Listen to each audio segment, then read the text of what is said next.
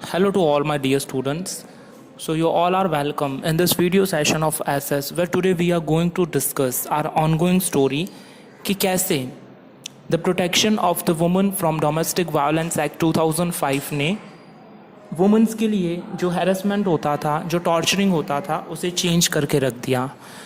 सो यहाँ पर हम डिस्कस कर रहे थे कि न्यूज़पेपर था, उसकी हेडलाइंस ये थी कि वायोलेशन हो गया है, domestic violation, protection against the domestic violence act 2005 passed हो गया है and two women's were discussing with each other.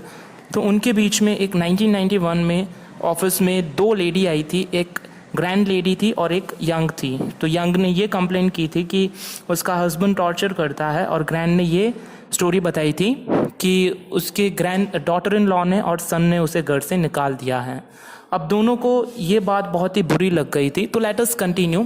Throughout the 1990s the need for a new law was raised in different forums. Throughout 1990 के अंदर एक ज़रूरत महसूस हुई नया लॉ, नया कायदा बनाने के लिए, डिफरेंट फॉरम्स, अलग अलग फॉरम्स के लिए। Now we have heard testimonies of several women. We have seen that women want protection against being beaten, the right to continue living in a shared household and often temporary relief. We need a new civil law to address this issue. तो हमने बहुत अलग अलग testimonies की, different women's की story को सुना and हमने ये भी देखा कि वुमेन वांट द प्रोटेक्शन, क्योंकि उन्हें जब बीट किया जाता था, उन्हें जब मारा जाता था, तो उनके लिए उन्हें प्रोटेक्शन की बहुत ही ज़रूरत थी। And right to continue living in a shared house होल्ड, जब शेयरिंग में रहते थे, जब जॉइंट फैमिली में रहते थे, एंड ऑफ्टन टेम्पररी रिलीफ, उन्हें रिलीफ की भी ज़रूरत थी। So we need a new civil law to address this issue. तो हमें एक नया लॉ बनाने की ज़रूरत है इसको एड्रेस करने के लिए। यहाँ पे स्टोरी कॉमिक में हमें बहुत अच्छी तरह से बताया हुआ है कि पब्लिक हियरिंग में बहुत सारी वुमेन है यहाँ पर जो कि बता रही है कि उन्हें यहाँ पर प्रोटेक्शन की ज़रूरत है। Now, in 1999, Lawyers Collective, a group of lawyers, law students, and activists, after nationwide consultations, took the lead in drafting the Domestic Violation Prevention and Protection Bill. तो 1990 ईयर के अंदर लॉयर्स ने सब साथ में मिलके, एक ग्रुप ऑफ लॉयर्स था, लॉ के स्टूडेंट्स थे और एक्टिविस्ट थे जो कि इस बात पर काम कर रहे थे। तो नेशन वाइड उन्होंने कंसल्टेशन किया और ये ड्राफ्ट करने की कोशिश की कि domestic violence protection and prevention bill बनना चाहिए। This draft bill was widely circulated. और इस बिल को, बिल डियर स्टूडेंट्स वो होता है कि एक डॉक्यूमेंट होता है जिसके अंदर सब लिखा जाता है कि क्या क्या किस चीज़ का प्रोटेक्शन होना चाहिए। तो ये बिल को सर्कुलेट किया अलग अलग जगह पर। Now the definition of domestic violence should include physical, economic, sexual and verbal and emotional abuse. तो इस डोमेस्टिक वायलेंस के अंदर इंक्लूड करता था फिजिकल, इकोनॉमिक, सेक्सुअल और वर्बल अब्यूज ना किया जाए। And the law should cover any woman living with in a shared house hold, shared domestic space. और ये लॉ किसी भी वुमन को प्रोटेक्ट करके रखता था शेयर्ड डोमेस्टिक स्पेस के साथ में। They should be protected from being evicted from the shared house hold. और उन्हें प्रोटेक्ट किया जाता था ताकि वो शेयर्ड हाउस होल्ड में जो रहती थी उनसे उनका प्रोटेक्शन हो सके। व्हाट अबाउट सब मॉनेटरी रिलीफ? और अगर इस तरह का कुछ हो रहा है तो किसी एक्टिविस्ट ने ये कहा कि उन्हें मॉनेटरी रिलीफ यानी कि कुछ पैसे भी दिए जाएंगे या नहीं दिए जाएंगे अगर ऐसा कुछ होगा तो। So meetings were held with different organisation. ऐसी कुछ मीटिंग्स होने लगी अलग अलग ऑर्गेनाइजेशंस के साथ में। The women's movement want a new law on domestic violence. और वुमेन्स का ये मूवमेंट उन्हें एक नया लॉ बनाने के लिए प्रेरित कर रहा था डोमेस्टिक वायलेंस के लिए। The government should introduce it in the parliament soon. Government को ये बिल पार्लियामेंट के अंदर जल्द से जल्द इशू करना था। And finally the bill was introduced in parliament 2002 और ये फाइनली बिल पास हो गया 2002 ईयर के अंदर।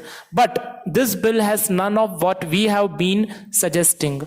तो न्यूज़पेपर्स के अंदर ये बिल जब आया है तो कुछ वुमेन यहाँ पे जो लॉयर बैकग्राउंड से बिलोंग करती है वो डिस्कशन कर रही है कि जो ये बिल हमने डिस्कस किया हुआ था, जो हमने सर्कुलेट किया हुआ था, उसमें तो यहाँ पर कुछ भी ऐसी बातें नहीं बताई गई हैं।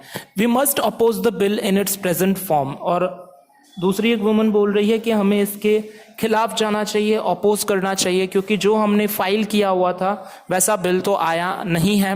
Let's have a press conference, we could also start an online petition. तो एक दूसरी वुमन बोल रही है कि चलिए हम प्रेस कॉन्फ्रेंस करते हैं और हमें और एक ऑनलाइन पिटीशन डालनी चाहिए. पिटीशन यानी कि एक एप्लीकेशन होती है जो कि कोर्ट में की जाती है किसी भी पब्लिक एडमिनिस्ट्रेटर द्वारा या कि किसी पब्लिक अथॉरिटी का जो लॉयर होता है उसके द्वारा. तो अब ये बताया हुआ है several women's organisation national commission for women made submissions to the parliamentary standing committee. कुछ ऐसी बहुत सारी वुमेन्स थी, किसी ऑर्गेनाइजेशन से बिलोंग करती थी. नेशनल कमीशन फॉर वुमेन ने सबमिशन किया पार्लियामेंट्री स्टैंडिंग कमेटी को. Esteemed members of the parliament standing committee, the present bill must be changed. और यह एस्टीम बिल जो पार्लियामेंट का था, स्टैंडिंग कमेटी का था, तो उन्होंने ये प्रपोज किया कि ये बिल चेंज होना चाहिए. And we do not agree with the definition of domestic violence being proposed. और ये वुमन ऐसा बता रही है प्रेस को कि जो आपने ये बिल हमें बना के दिया है डोमेस्टिक वायलेंस को प्रोटेक्ट करने के लिए, हम उनसे अग्री नहीं हो रहे हैं. The law needs to provide for temporary custody of the children. और ये लॉ टेम्पररी कस्टडी में रखना चाहता है बच्चों को. In December 2002, the standing committee submitted two recommendations to the Rajya Sabha, and these were also tabled in the Lok Sabha. The committee's report accepted most of the demands of the women's group. Finally, a new bill was reintroduced in the Parliament in 2005. After being passed in both houses of Parliament, it was sent to the President for his assent. The Protection of Women from Domestic Violence Act come into existence in 2006. और ये सभी women की conference करने के बाद में demand की गई कि ऐसा ही एक बिल है कि जिसको फिर से री इंट्रोड्यूस करना चाहिए. तो ये गया राज्यसभा में और लोकसभा में भी इसकी एक कॉपी को रखा गया, और फिर वहाँ से लेकर पास आउट होके प्रेसिडेंट की टेबल पर एक कॉपी गई, और वहाँ पर फाइनली जाकर ये डोमेस्टिक वायलेंस एक्ट को इफेक्ट में आया in the year 2006. At a press conference in October 2006, एक कॉन्फ्रेंस हुई, प्रेस कॉन्फ्रेंस हुई 2006 ईयर के अंदर. What is this new law? ये लॉ, नया लॉ जो है वो क्या है, उस पार्लियामेंट के उस प्रेस कॉन्फ्रेंस में पूछा गया. So this law is a first in reorganisation recognising a women's fight to a violence free home and provides a comprehensive definition of domestic violence. ये लॉ ऐसा है कि जो वुमेन को अपने राइट्स दिलाता है वायलेंस फ्री घर पे रहने के लिए, और उन्हें कॉम्प्रिहेंसिव डेफिनेशन देता है डोमेस्टिक वायलेंस की, कि उनके साथ में कभी भी डोमेस्टिक वायलेंस नहीं होगा. This is a civil law aimed at providing relief to millions of women, including wives, another daughters, mothers, daughters and sisters affected by violence in their homes. और ये एक ऐसा सिविल लॉ है जो कि M करता है रिलीफ देने में बहुत सारी millions of the number of children, daughters and mothers को प्रोटेक्शन देता है. And at last this law is very significant step because it recognizes the right of woman to live in a shared house hold.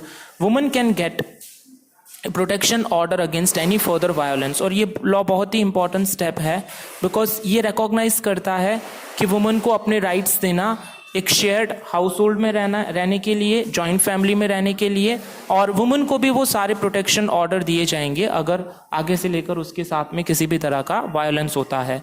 So woman can get monetary relief to meet their expenses including the medical cost. और किसी वुमन ने जब question किया था कि what about the compensation, क्या money दिया जाएगा, तो उसके अकॉर्डिंगली उसे मेडिकल रिलीफ के लिए उसे पैसे भी दिए जाएंगे.